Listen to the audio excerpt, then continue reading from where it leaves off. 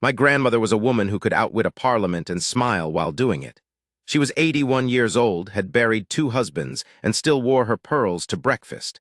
When she sent for a companion, I did not think much of it. When I learned the companion's name, I thought even less. I am telling this story because I was there, because I watched every careful move my grandmother made, and because I watched my brother, the Duke of Thornvale, fall so completely that he has never once recovered. And I consider the entire affair the finest piece of work I have ever witnessed.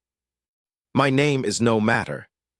What matters is that I was younger than Edmund by 4 years, that I had always found him formidable and occasionally terrifying, and that in the autumn of our grandmother's 81st year, I arrived at Thornvale Park to find her installed in the East Wing with a fireplace she claimed was indispensable, and a companion she claimed was necessary for her nerves.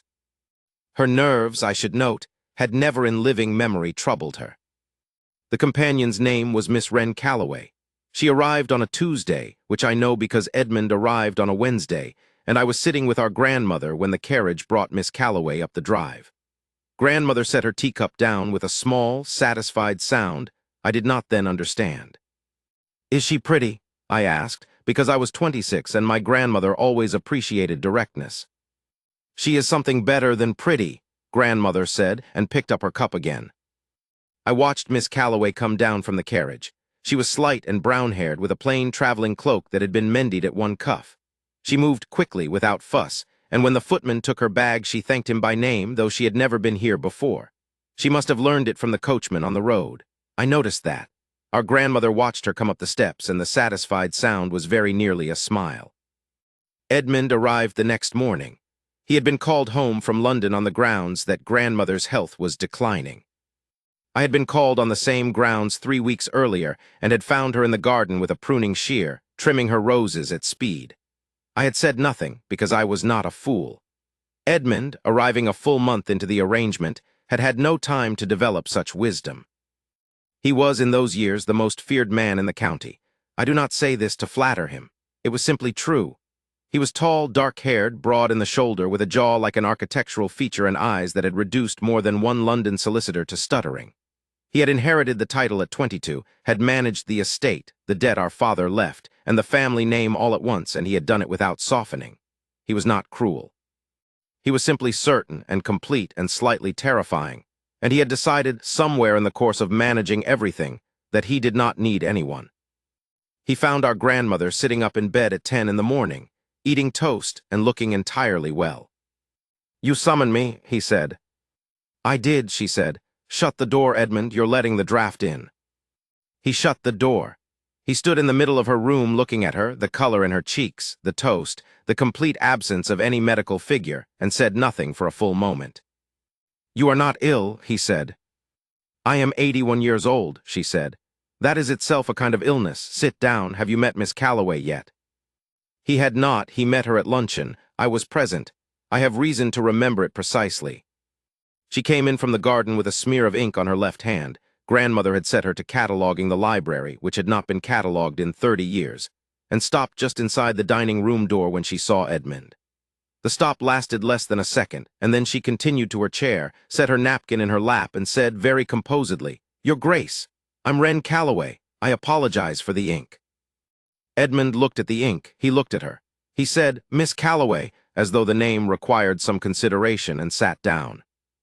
That was all, and yet I watched my brother for the length of that meal, and I noticed that he looked at her precisely twice too many times. Once when she described to our grandmother the cataloging system she had devised, alphabetical by subject, cross-referenced by date of acquisition, she had found a system used in a library at Gloucester and adapted it. Edmund had stopped cutting his meat.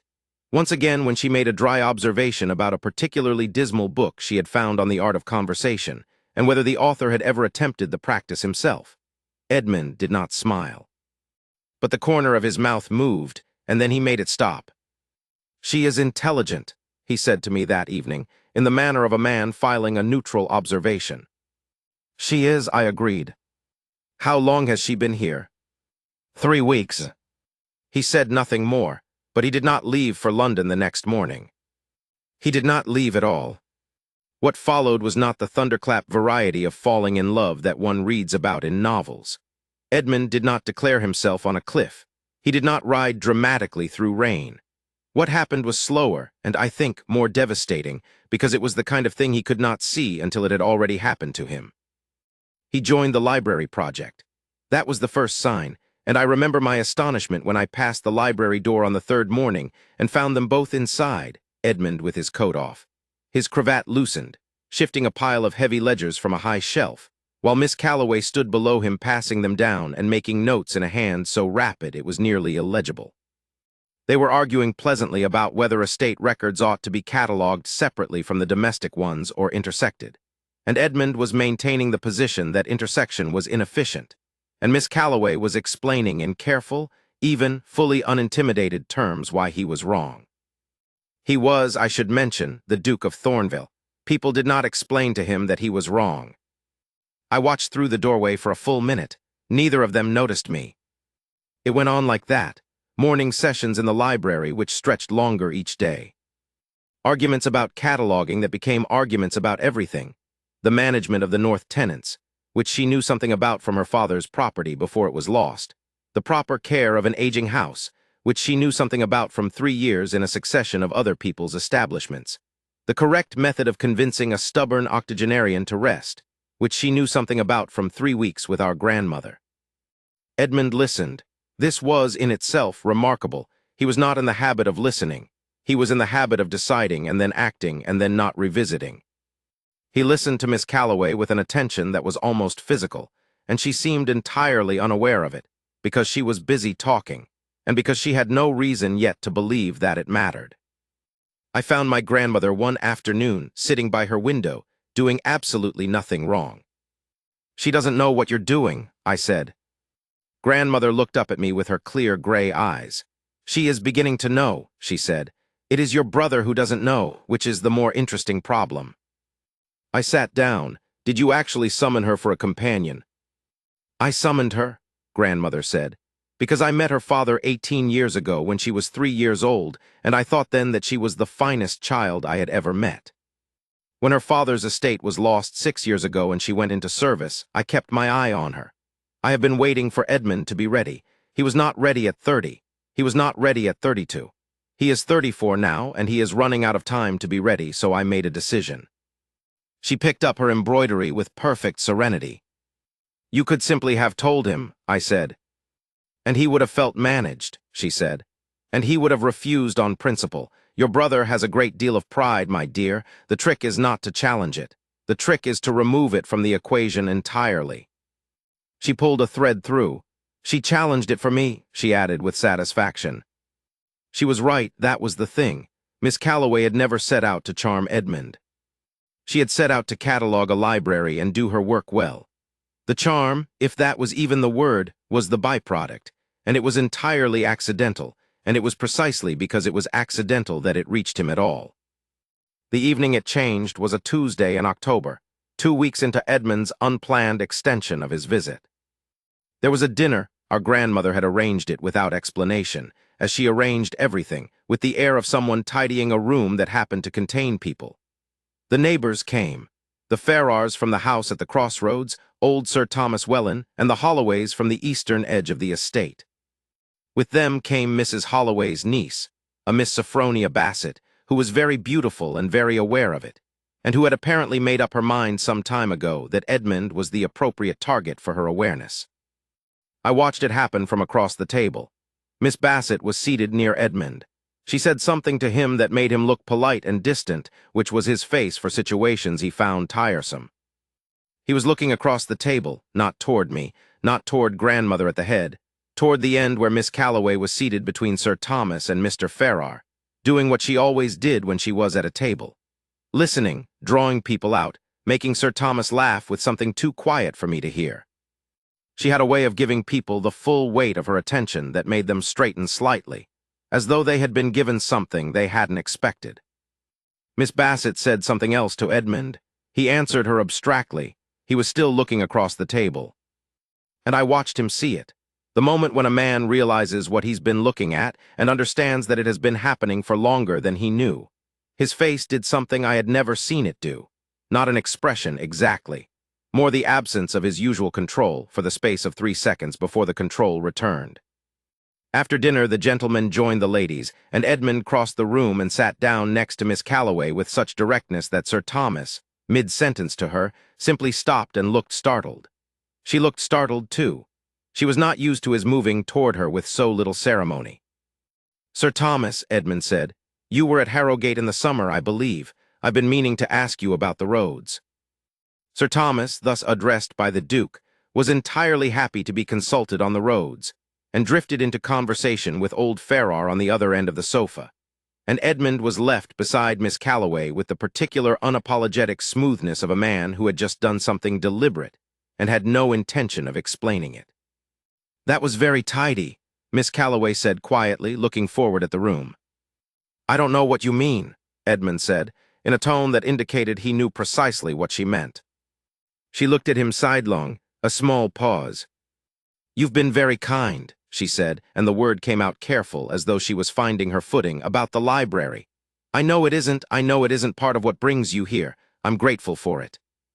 "The library needed doing," Edmund said. "It needed doing for 30 years. Another pause. The fire was warm. The room was full of conversation that had nothing to do with the two of them. "Miss Calloway," he said, and then stopped, which was unusual. Edmund did not stop mid-sentence. "Yes," she said. He looked at her. She was looking at the fire, and then she turned to meet his eyes, and whatever she saw there made something change in her own face, a stillness, a kind of wary, careful attention that was not like her usual composure at all, but something more fragile underneath it.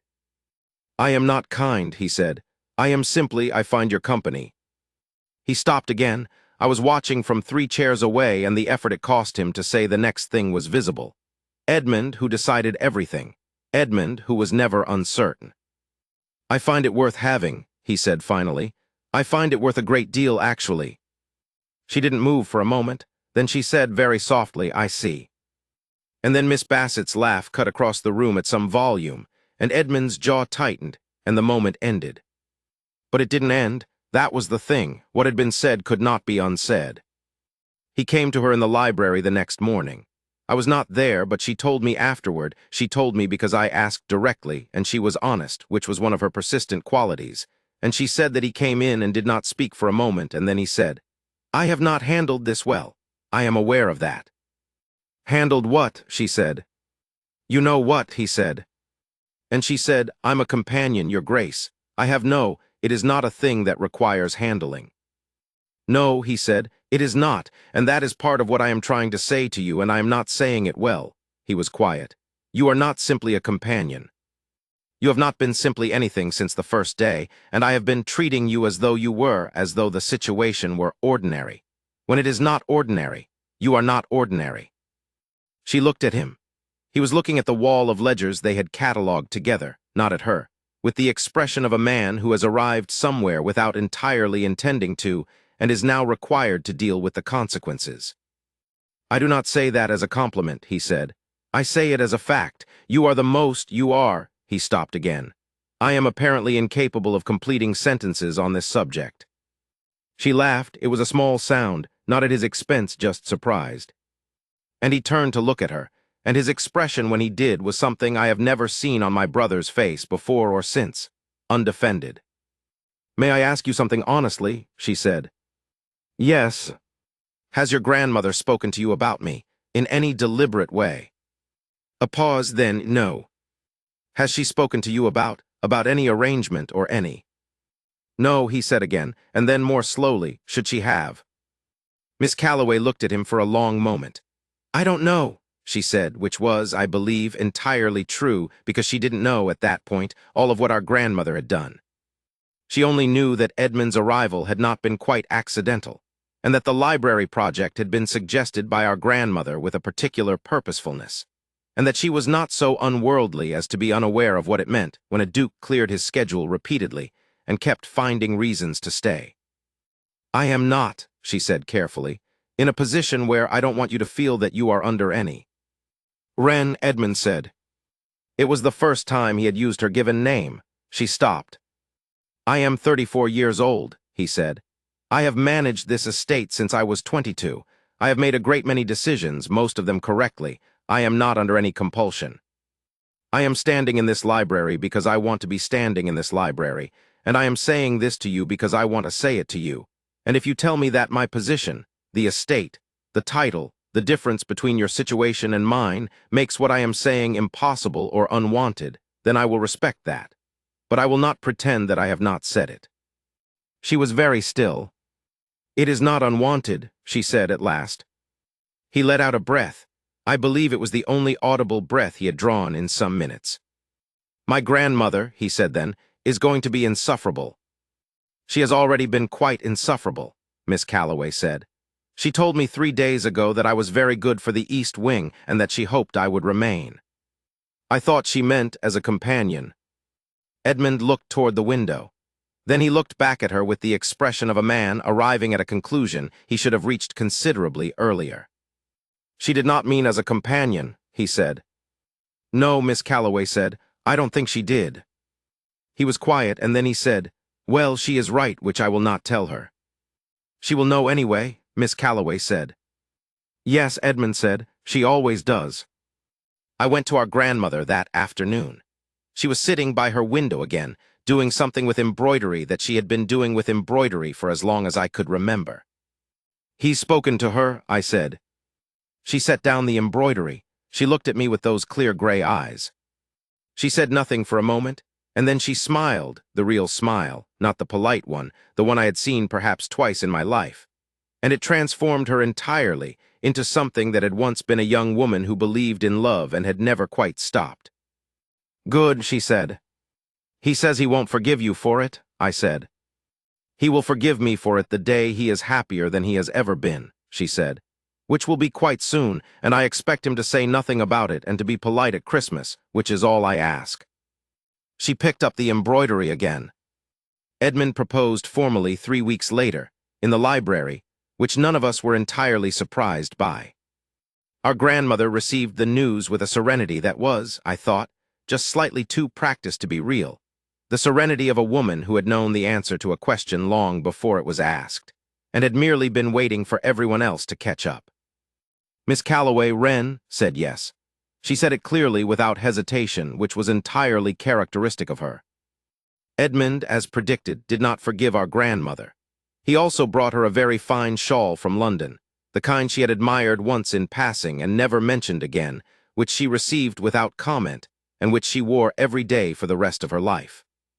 They were married in the spring, in the chapel on the estate, with the neighbors in attendance and the tenants lining the drive.